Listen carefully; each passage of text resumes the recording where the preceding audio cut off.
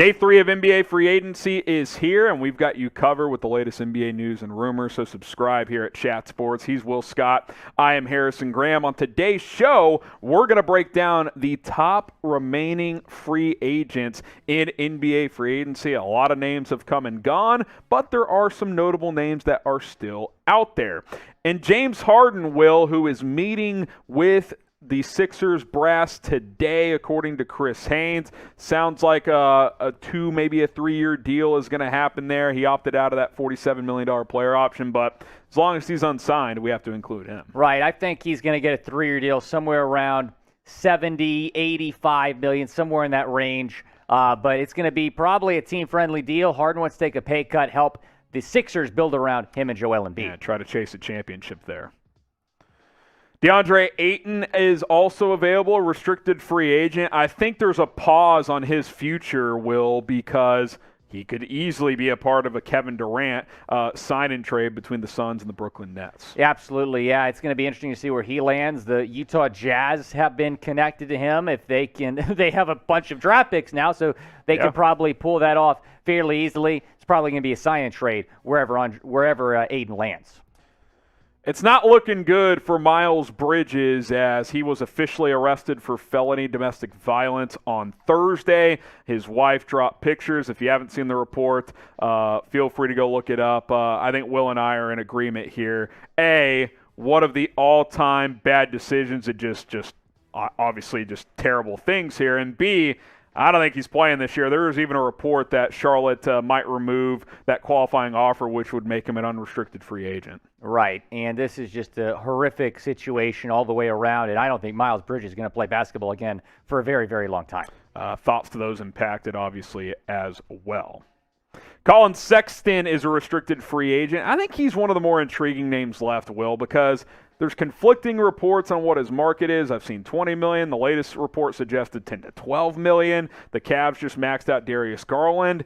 I don't know where he ends up and for how much. I think it's going to be Dallas. I think Dallas makes the most sense, I think he definitely deserves more than $10 to $12 million a year, considering some of these other deals that we're seeing.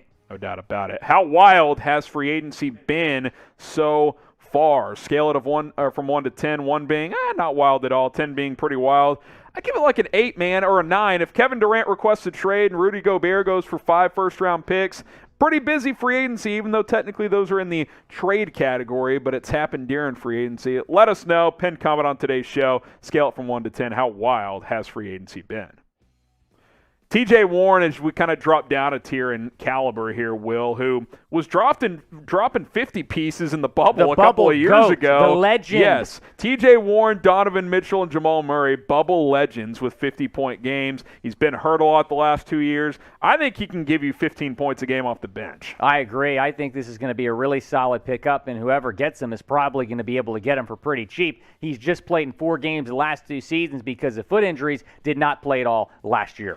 Dennis Schroder, who I thought played pretty well for the Celtics, but fumbled the bag last offseason, turning down $84 million in the middle of the year from the Lakers, settled for 5.9 mid-level with Boston.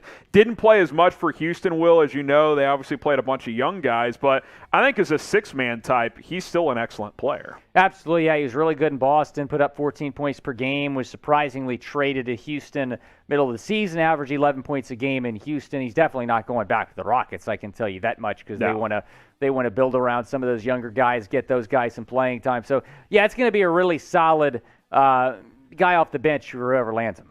Be sure to hit that subscribe button for the latest NBA news, rumors, free agency coverage, trades. There's been a lot already, plus some mailbags. We'll do some NBA Q&As throughout the offseason as well. YouTube.com/chatsportstv. We're your home of the NBA here on digital platforms.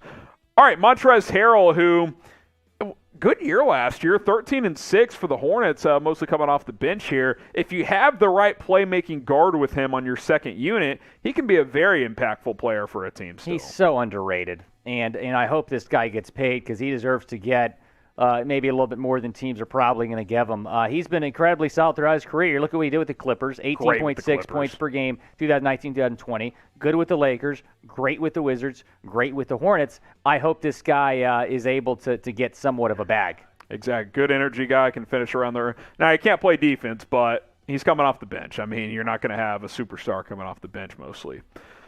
Goran Dragic, who's kind of just hanging out. I think there's a bit of a presumption that when it's all said and done, when the dust settles, he's going to team up with Luka Doncic in Dallas and play a bench role there, maybe for 1 or 2 years to round out his career. Certainly not the player he was, but still averaged 4 assists per game in limited action for Brooklyn last year. Yeah, I think Dallas makes a lot of sense. They obviously need some point guard depth. He's pretty close with Luka, apparently, and I would predict that as well, that he ends up in Dallas.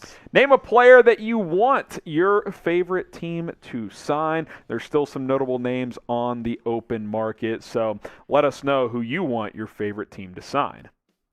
How about Carmelo Anthony, Will? Look, the guy was almost exiled out of the league.